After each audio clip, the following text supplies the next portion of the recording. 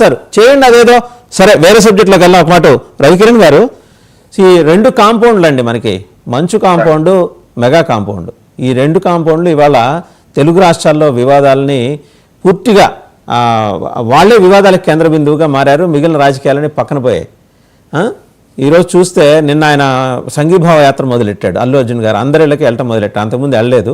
సరే, ఇప్పుడు ఇంట్లో మేనమామ సోదరులు వాళ్ళు కూడా మా మేనమామల కింద లెక్కే, వాళ్ళందరి దగ్గరికి వెళ్ళి వాళ్ళకి పలకరించడం, వాళ్ళు ఆయన పరామర్శించడం, it's a positive note. Mohan Babu garu కూడా పూర్తిగా పరివర్తన చెంది బాధిత జర్నలిస్ట్ దగ్గరికి వెళ్ళి క్షమాపణ కోరాడు, మీడియాను కూడా క్షమాపణ కోరాడు. అది అట్టుంచితే మళ్ళీ ఆ కాంపౌండ్లో ఇంకో వివాదం ఏమని, వీళ్ళిద్దరూ మనోజ్ అండ్ మౌనిక వాళ్ళు ఏదో ఆళ్లగడ్డకి భారీ కార్ల ర్యాలీ ప్రపోజ్ చేస్తున్నట్ట. వాళ్ళు బహుశా జనసేనలో చేరాలని మౌనిక పట్టుబడుతోంది, మనోజ్ ఊగిసలాడుతున్నట్టు తెలుగుదేశంలోకి వెళ్దామని. ఇవన్నీ ఏంటంటే టకారాలే. సో ఒకటి మాత్రం కన్ఫర్మ్డ్ ఏంటంటే భారీ కార్ల ర్యాలీ. సో ఈ వివాదాలన్నీ చూస్తుంటే రెండు తెలుగు రాష్ట్రాల్లో అదే ప్రత్యేకించి ఆంధ్రప్రదేశ్లో సమస్యలన్నీ పక్కకి వెళ్ళిపోయినాయి. సూపర్ 6 కూడా పక్కకి వెళ్ళిపోయింది. ఫోకస్ అంతా వీళ్ళ మీద ఉన్నట్టు అనిపించట్లా. ముందర మోహన్ బాబు గారి కుటుంబం గురించి మాట్లాడుకుందాం. మోహన్ బాబు గారికి మీరు చెప్పిన అంశంతో పాటు నిన్న సాయంత్రం ఇంకోటి కూడా వచ్చిందండి.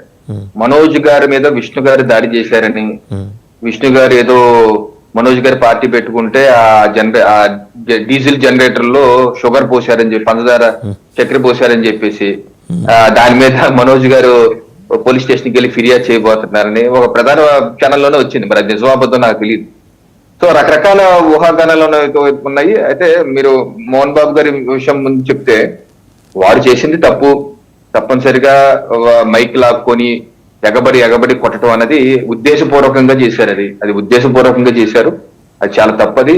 ఆయన దాని మీద ఓకే, నేను వెళ్ళి కలిశారు, క్షమాపణ చెప్పారు. సో దాని ప్రకారం లీగల్ యాక్షన్స్ ఏం చేస్తారో అని చూడాలి. ఈ ప్రవర్తన అయితే మంచిది కాదు. ఆయన కూడా 80 ఏళ్ళ వయసు కాబట్టి ఈ ప్రవర్తన మంచిది కాదు. What is that is the presidency setting. మా పెద్దోళ్ళు అంటారండి, పెద్దవాళ్ళు పెద్ద మనసు చేసుకుంటే చిన్నవాళ్ళు సుఖపడతారండి. ఒక కుటుంబం పెద్దదవుతున్న కొద్దీ రకరకాల కొత్త వ్యక్తులు వస్తుంటారు. మెగా కుటుంబం, నా కుటుంబం కానీ, మీ కుటుంబం కానీ, ఏ కుటుంబం అన్నా పిల్లలు పెద్దవుతా ఉంటారు. సో కొత్త వ్యక్తులు వస్తుంటారు, కొత్త ఆలోచనలు వస్తుంటాయి. లేకపోతే పిల్లలకి రకరకాల ఒక 30 ఏళ్ళు, 25 ఏళ్ళు, 40 ఏళ్ళు రకరకాల ఆలోచిస్తారు. కొన్నిసారి సరిగ్గా ఆలోచించవచ్చు, కొన్నిసారి సరిగ్గా ఆలోచించకపోవచ్చు. సో వారందరినీ ఒక దారిలో పెట్టవలసిన బాధ్యత కుటుంబం పెద్ద మీద ఉంటుంది. మోహన్ బాబు గారు ఆ కుటుంబానికి, లేకపోతే మెగా కుటుంబంలో పెద్ద అల్లు రామలింగయ్య గారు, ఆయన బతికున్నంత వరకు ఆయన పెద్దగా ఉండి చూసుకున్నారు. ఆయన తర్వాత ఓకే, అల్లు అరవింద్ గారు, మెగాస్టార్ చిరంజీవి గారు. అల్లు అరవింద్ గారు యాక్చువల్ చిరంజీవి గారి కన్నా 5-6 ఏళ్ళు పెద్ద. వీళ్ళిద్దరూ కృష్ణార్జున్ లాగా నిలబడ్డారు, రామలక్ష్మణ్ లాగా నిలబడ్డారు. అటు ఇండస్ట్రీని చూసుకున్నారు, అటు కుటుంబాన్ని కూడా, ఇటు అటు సైడ్ కుటుంబం, ఇటు సైడ్ కుటుంబం. ఇప్పుడు చిరంజీవి గారికి, అల్లు గారికి కుటుంబానికి అనుబంధం 40-45 ఏళ్ళ అనుబంధం. 80లో పెళ్ళైన చిరంజీవి గారికి, ఇప్పుడంటే 44 ఏళ్ళు. ఈ 44 ఏళ్లలో ప్రస్థానంలో కుటుంబం చాలా పెద్దదైంది. అటు వాళ్ళకి పిల్లలు ఉన్నారు, అల్లు రామలింగ గారికి 4 పిల్లలు, ఇటు పిల్లలు చాలా మంది అయ్యారు. వాళ్ళే ఒక 100 మంది అవుతారు. క్లోజ్ ఫ్యామిలీ 100 మంది అవుతారు. సో ఈ 100 మంది లో కొత్త వాళ్ళు వచ్చారు, రకరకాల ఆలోచనలు ఉంటాయి.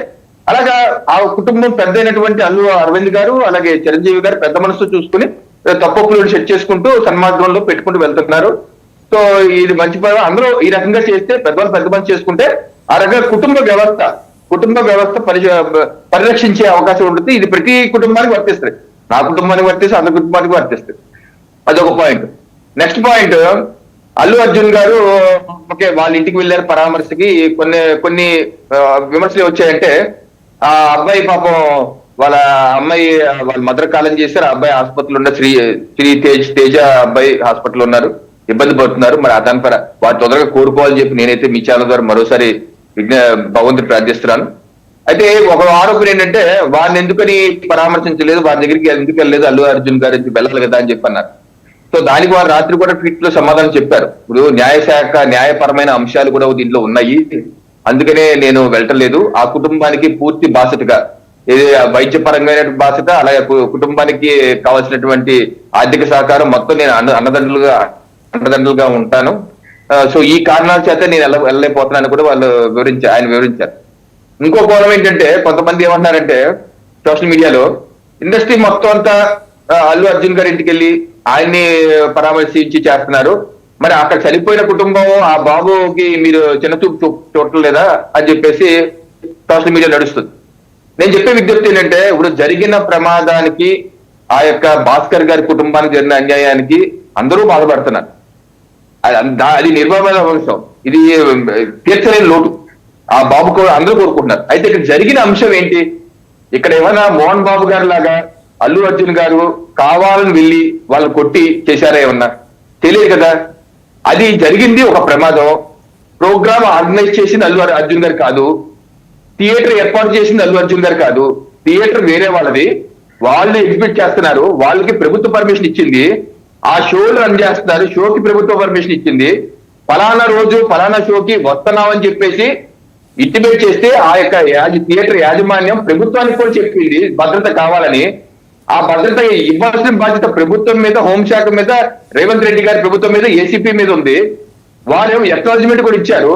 ఒకరు పెట్టే కార్యక్రమానికి అల్లు అర్జున్ గారు వెళ్ళారు, అందరిలాగానే పాల్గొంటాకి. అక్కడికి వచ్చినట్టు వందలాది మంది లాగానే ఆయన కూడా సినిమా చూడటానికి వెళ్ళారు. కానీ ఆయన వ్యక్తిగతంగా చేసి నేరం కాదు కదా. అయితే అది ఆలోచించండి ప్రజలు, దయచేసి కొంతమంది ఏదైతే పెడుతున్నారో వాళ్ళు ఆలోచించండి. అల్లు అర్జున్ గారి మీద విచారించండి, తప్పలేదు. కాకపోతే ఏ రకంగా రాష్ట్ర ప్రభుత్వం అబద్ధాలు చెప్పి రిక్వెస్ట్ లెటర్ ఇచ్చినా సరే ఇవ్వలేదని చెబుతూ అబద్ధాలు చెప్పి మొత్తం ఉన్న నెపం అంతా అల్లు అర్జున్ మీద తోసేది ఎంతవరకు కరెక్ట్?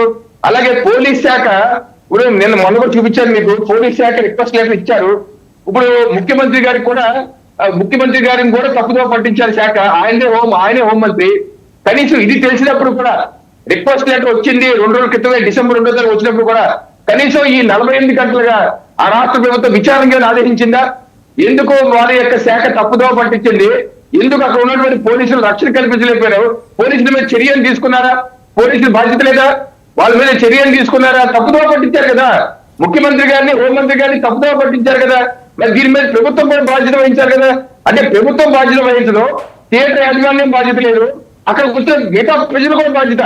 కేవలం అల్లు అర్జున్ గారి కాదు కదా, అక్కడ ఉన్న వందలాది మంది ప్రజల బాధ్యత కూడా. సో ఎవరు బాధ్యత వహించరు, కేవలం అల్లు అర్జున్ గారి బాధ్యత వహించి కోర్టులో ఆయన మీద ఏ రకంగా పబ్లిక్ ప్రాసిక్యూటర్ ఒక హంతకుడిలాగా అతను బెయిల్ రాకూడదు అనేటువంటి చేసిన వాదనలో, చేసిన నాటకాలకి అందరికీ కోపం వచ్చింది. ఆ విషయంలో అందరికి కోపం వచ్చింది, అందరూ సంఘీభావం తెలిపింది ఆ విషయంలో. అంతేగాని ఆ బాబు మీద కానీ వాళ్ళ కుటుంబం మీద కానీ ఎటువంటి మీకు మానవతా కోణం లేదు అన్న వాదన సరైనది కాదని చెప్పి మీ ఛానల్ ద్వారా నేను వాళ్ళు విజ్ఞప్తి చేస్తున్నాను. ఒకసారి సురేంద్ర నాయుడు గారు, మన రాయలసీమలో ఇప్పుడు మంచు మనోజ్ గారు, మౌనిక్ గారు భారీ కార్ల ర్యాలీ ఆళ్లగడ్డ దాకా చేయబోతున్నారు. కొత్త పార్టీ పెట్టబోతున్నారా, మీ పార్టీలో చేరుతున్నారా, జనసేనలో చేరుతున్నారా? భిన్నమైన కథనాలు వినవస్తున్నాయి.